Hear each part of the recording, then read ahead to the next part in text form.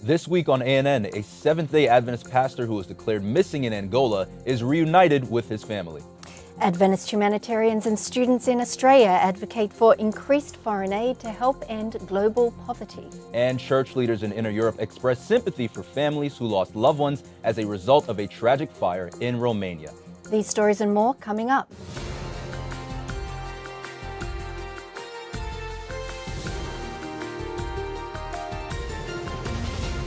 This is ANN, a service of the Seventh-day Adventist World Church. Thanks so much for joining us this week. First in the news, the Seventh-day Adventist Church released an official statement after a pastor who was declared missing in the southern African nation of Angola is now safely home. The statement says, "We have received information and confirmation that the pastor who had gone missing in Angola for several days has been safely reunited with his family. We are thankful that this matter has been successfully resolved and that the pastor has been safely reunited with his family. We are grateful to God for the protection and joyful conclusion of this situation." Adventist humanitarians and students in Australia joined nearly 200 Christians in the nation to lobby their government leaders to increase efforts to help end global poverty. The group gathered for the Voices of Justice event where participants worshiped and prayed together and also attended workshops and political forums on how to speak out for a world of justice and compassion. A dozen representatives from the Adventist Development and Relief Agency in Australia and 5 students from Avondale College participated in the 4-day event, which took place in Canberra, the nation's capital city. The annual event was organized by Micah Australia, which is a coalition of church and Christian organizations, including ADRA Australia. The mission of Micah Australia is to inspire and empower Australian Christians to raise a powerful voice for global justice. Ben Thurley, Micah's national coordinator, emphasized prayer as the event's central theme. Thurley said, prayer, quote, sends a powerful message to politicians. We hold them to their highest calling, which is to work for the common good and to protect the rights of the poor and needy, both within our borders and beyond them, end quote. Leaders of the Seventh-day Adventist Church's inter-European region last week expressed their condolences to the affected families of a deadly fire that broke out during a free concert in Bucharest, Romania. Out of the 400 people in attendance of their heavy metal concert, at least 27 people were killed and 180 were injured after a fireworks display malfunctioned. Church leaders of the inter-European region released a statement during the region's annual year-end business meetings. The statement said, quote, "We would like to express our deepest condolences to those families who lost their beloved children last night in the fire accident that occurred during a concert. May God comfort all these families and bring healing to their broken hearts in the wake of this unexpected and tragic event." To address a recent increased interest in the Adventist Church, the Seventh-day Adventist Church in North America has made strides to inform the public about the denomination.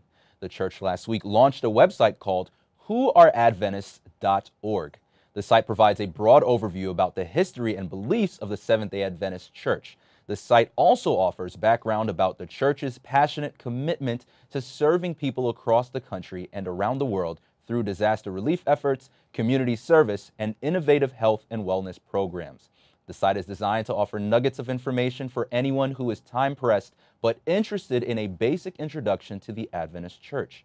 Dan Jackson, president of the Seventh-day Adventist Church in North America, said, quote, "While Adventists are a humble community of believers, we do want to make it as easy as possible for people to learn about our distinctive Christian beliefs and ultimately, perhaps, to visit one of our churches for fellowship," end quote. The Communication Department of the Seventh-day Adventist Church in South America recently released multimedia resources to help pastors, teachers and youth leaders prevent crises in schools and during church-related activities. The church's communication team produced videos on a series of subjects, including preventing sexual harassment in schools and preventing accidents during youth camporees. The videos are based on information provided by Adventist Risk Management, which is the denomination's insurance company. The videos also complement a manual created by the church on crisis management and media relations. The manual helps church and school leaders understand what to look for to prevent accidents and guides them on proper procedures for dealing with various crises. Tuberculosis, a serious infectious disease in the lungs, now ranks alongside HIV as a leading cause of death worldwide, according to the World Health Organization. According to findings released in the organization's report last week, tuberculosis killed more people in 2014 than HIV. Last year, tuberculosis killed 1.5 million people, while HIV's death toll was 1.2 million, which included 0.4 million tuberculosis deaths among people who are HIV positive. The Adventist Development and Relief Agency has worked to control tuberculosis in developing nations worldwide. Jillian Bath, ADRA International's technical advisor for health and nutrition, has more on the agency's efforts. With most of our health programs, we focus a lot on health promotion and health prevention. So with tuberculosis, because it is a curable disease by and large, it's part of kind of the larger portfolio of activities that we do within our health programs. There's a huge burden of comorbidity with HIV/AIDS. So we do a lot of the messaging around prevention, treatment, seeking treatment, support for treatment as much as we can, health system strengthening where possible. We currently don't have any standalone tuberculosis programs, but we have in the recent past in India and Azerbaijan and some of the Central Asian republics as well, where you see a lot of the burden. The Seventh-day Adventist Church in North America this week approved an official statement and guidelines regarding human sexuality during its annual year-end business meeting. The statement, according to the 4-page document, was, quote, presented not as a theological document, but as one drawing from biblical teachings, some practical understanding and guidelines for the Adventist Church in North America, end quote. The statement named specific biblical principles that church leaders drew from to create the guidelines. The document expounds on 3 biblical principles which leaders from the church in North America believe its constituents should follow. The principles say, quote, first and foremost, as a Christian church, we fully subscribe to follow the model of Jesus. Followers of Jesus, regardless of their views on alternative human sexualities, treat people with dignity and respect and extend hospitality and grace to all. Second, in harmony with biblical teaching, we affirm that sexual relationships are to be celebrated and endorsed only within the context of heterosexual marriage between one man and one woman, end quote. The section went on to conclude with a 3rd principle, saying, quote, the church must provide freedom and protection from social marginalization and must point people to Christ for forgiveness, redemption, and a new life, end quote. The document also went into detail about other topics related to human sexuality, including sexual orientation and practice, nature and nurture, and marriage ceremonies.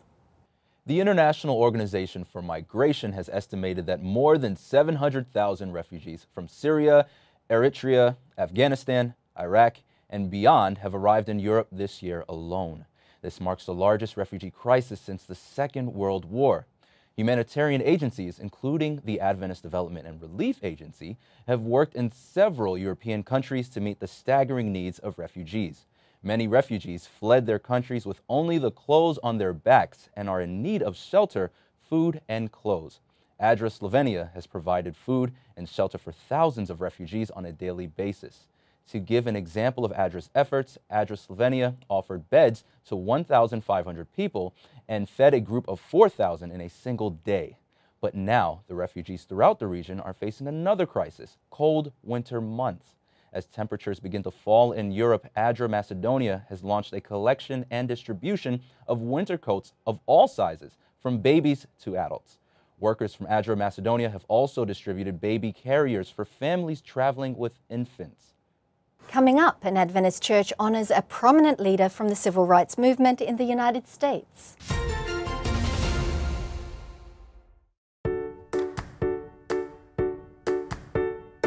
Most U.S. adults don't know if they are consuming too much sodium in their diet, and many don't even care.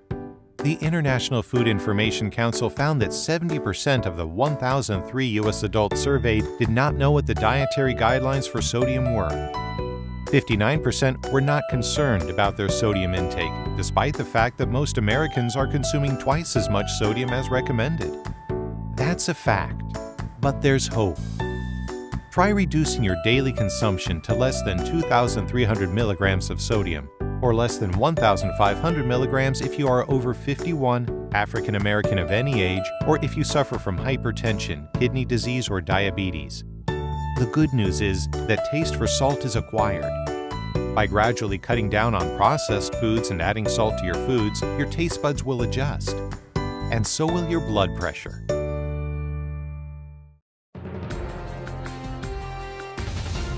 Welcome back, and now we have more news from our global church community. An iconic figure from the U.S. civil rights movement was recently honored at an Adventist church in the U.S. state of Alabama. U.S. Congressman John Lewis received the Social Justice Award from the Oakwood University Church and Breath of Life Ministries on October 31. The award was given as part of the Ellen G. White Symposium on Social Justice from the Oakwood University branch of the Ellen G. White Estate. Representative Lewis is known for his key roles in ending racial discrimination and segregation in the nation. He was one of the original Freedom Riders who opposed segregated bus travel and was a founding member and later chairman of the Student Nonviolent Coordinating Committee. Lewis became nationally known after he almost lost his life during what became known as Bloody Sunday, when Lewis led a group of more than 600 across the Edmund Pettus Bridge in Selma, Alabama in 1965 to march for voting rights. The demonstrators were sprayed with tear gas and beaten with nightsticks by police officers. The congressman was awarded during the Oakwood University Church's Divine Worship Hour, where he was presented with the award and a portrait. After the service ended, the church held a press conference, which was attended by several news and media outlets. During the conference, a congressman answered questions about his faith, the role of the churches in politics, and Bloody Sunday. Down in New Zealand, the city of Stratford now has a new Adventist church facility that aims to serve more than the community's spiritual needs. With the opening of Stratford Seventh-day Adventist Church's newest building comes the opening of a community drop-in center from 10 a.m. until 2 p.m. Tuesdays, Wednesdays, and Thursdays. Community members are invited to come to the church if they simply need a listening ear.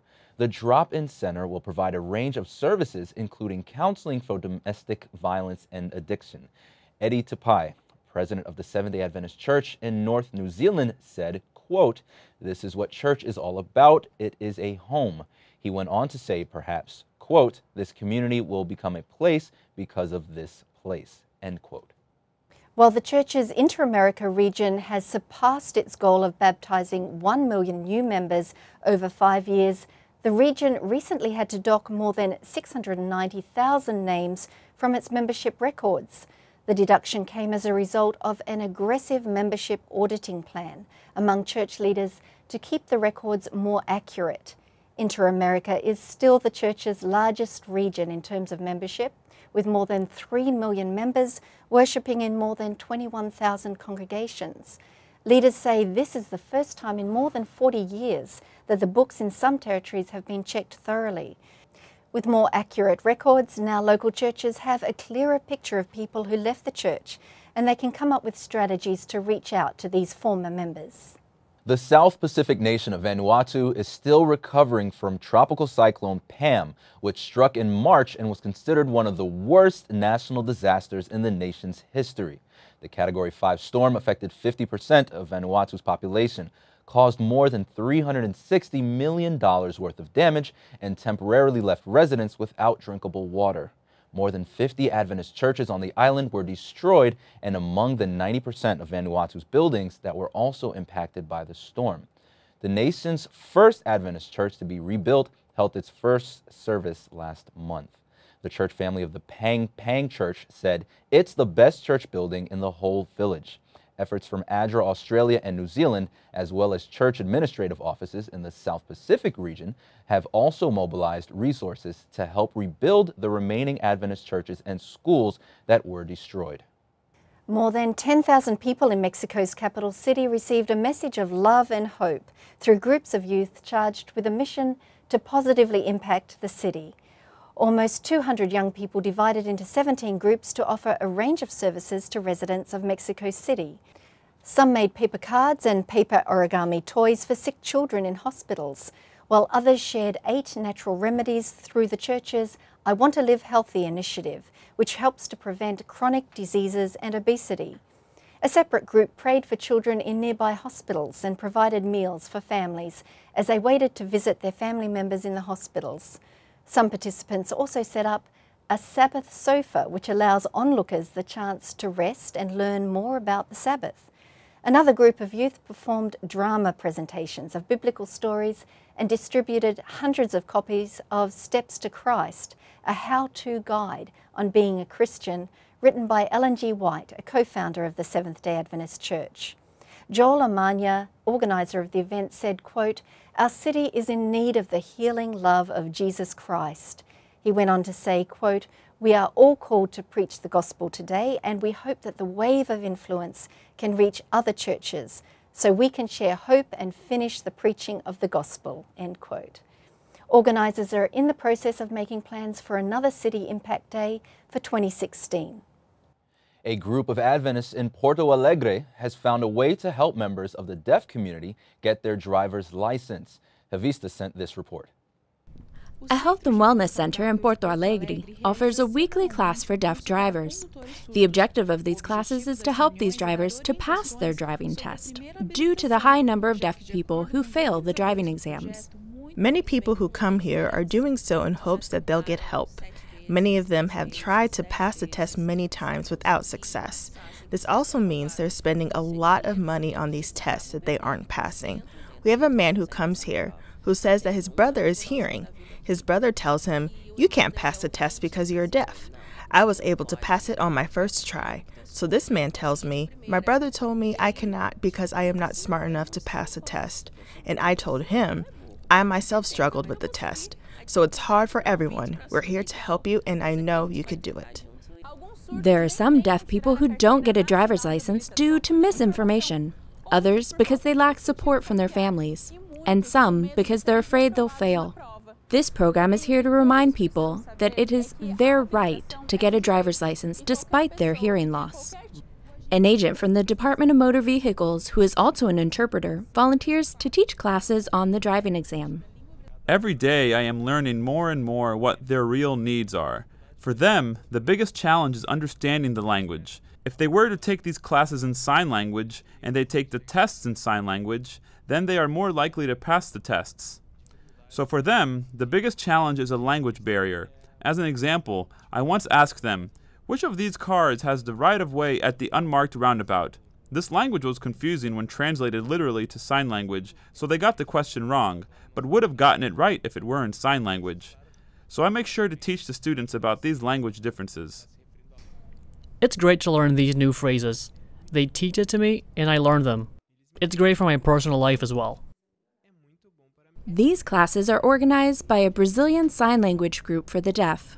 This group meets once a month in the Health and Wellness Center. The objective is to create a network of deaf people through sporting activities and group dinners, among other activities that are possible with a driver's license. And finally in the news this week, the Seventh-day Adventist Church in North America is still urgently looking for elementary and high school teachers to serve in Guam and Micronesia. In August, we reported on the need of more than 50 teaching positions. There is still a great need for 34 teachers to serve on the islands of Ibaya, Chuuk and Yap. The positions are available for a 10-month term for volunteers between the ages of 18 and 70. Volunteers will receive accommodations, a modest living allowance, and accident and illness travel insurance. If you're interested in applying and are a baptized member of the Seventh-day Adventist Church, visit adventistvolunteers.org, then click on Long Term to search for urgent positions in Micronesia and the Marshall Islands. Still to come, learn about Twitter's new favorite button. But up next, find out what's in the latest edition of Adventist World Magazine.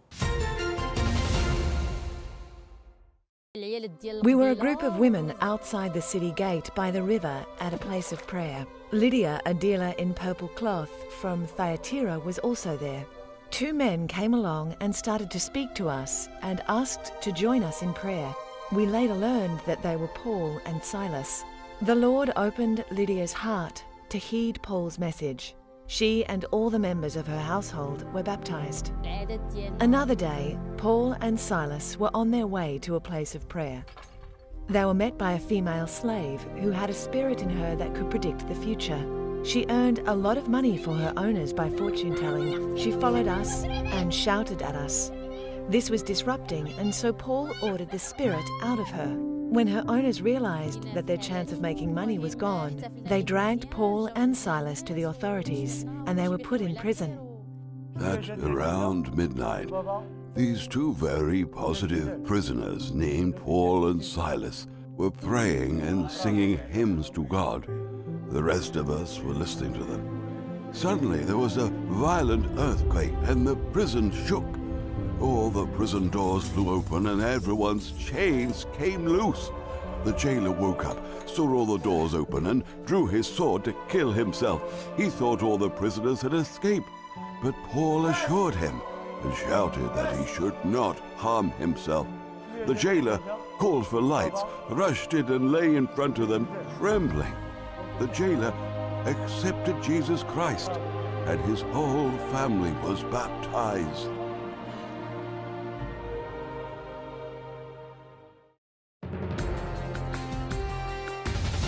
Welcome back. Gerald Klingbeil has a preview of Adventist World Magazine's current issue.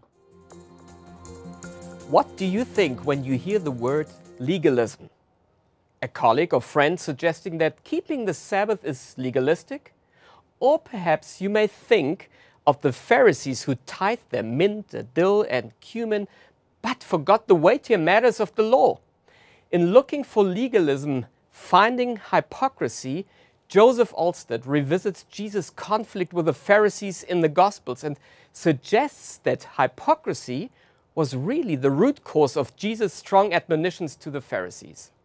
The Pharisees Jesus addressed, writes Olstead, need to be recast as classic law-breaking hypocrites, but not meticulous law-keeping moralists. You will enjoy this thought-provoking cover story, and when you do, don't skip over Anthony Kent's "How Do We Live the Law Without Falling into Legalism" sidebar. 2 must-read articles in this month's issue of Adventist World. But there is more. Are you interested in the faith and science debate? If so, you will want to read Raul Esperanti's "Did God Create Dinosaurs?" Here's a hint. Genesis 3 changed everything. Here is another option. How did people living in the time of Jesus decide to follow the preacher from Galilee? Was it a spur-of-a-moment decision or something well thought through? Read Bert Sennewald's devotional to get a better grip on this crucial question. We all have been moved by the disturbing TV images of refugees fleeing the Middle East on their way to Northern Europe. In Free at Last, we are reminded that the Sabbath signals both creation and liberation.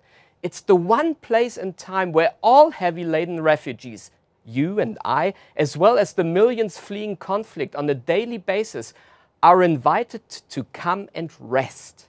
Rest from our own efforts and imagined righteousness. Rest from pain and loss.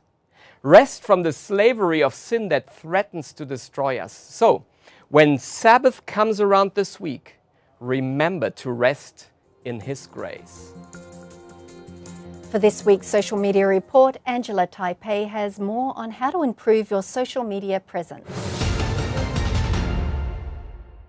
As we keep exploring some of the simple changes you can make on social media to improve its effectiveness, let's take a little closer look at Twitter.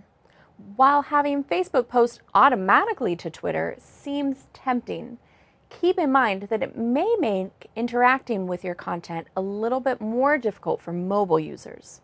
When you click an fb.me link in a smartphone, it will automatically open through a web browser. Now, most people are logged on to Facebook through the Facebook app and not through their web browser, which means that if your post is visible to them, they're unable to like or comment or share without logging in. Just keep that in mind if you plan on automatically posting content across platforms.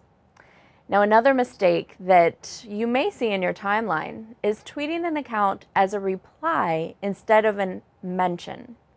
If a tweet starts with a Twitter handle, then that tweet is only visible in the timelines of those who follow both your account and the account you mentioned.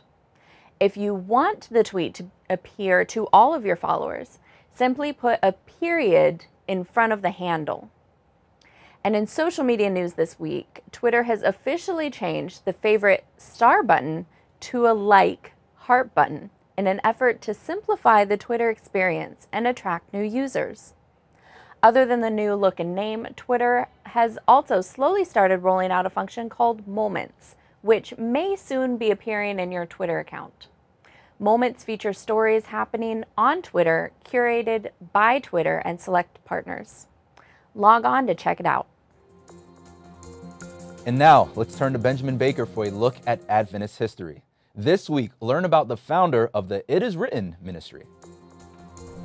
Welcome to This Week in Adventist History, a commemoration of 3 contributors to this great movement. On November 3 in 2000, George Vandeman died at 84. Evangelist, author, administrator, Vandeman is best remembered for the television ministry It Is Written he founded in 1956, and for which he served as speaker director for more than 30 years. A trailblazer in media evangelism, Vandeman appeared in millions of homes via television. The program translated in 8 languages and aired in more than 150 countries across the globe. On November 6 in 1916, Wolcott Littlejohn died. Born in 1834, Littlejohn attended the University of Michigan, but left his sophomore year due to an eye infection. 15 years later, he was completely blind, but he didn't let that stop him from serving the denomination exceptionally as a minister, writer, and administrator. His most notable positions were pastor of the Battle Creek Church and president of Battle Creek College. Finally, the next day, November 7, 1860, Henry Shaw was born.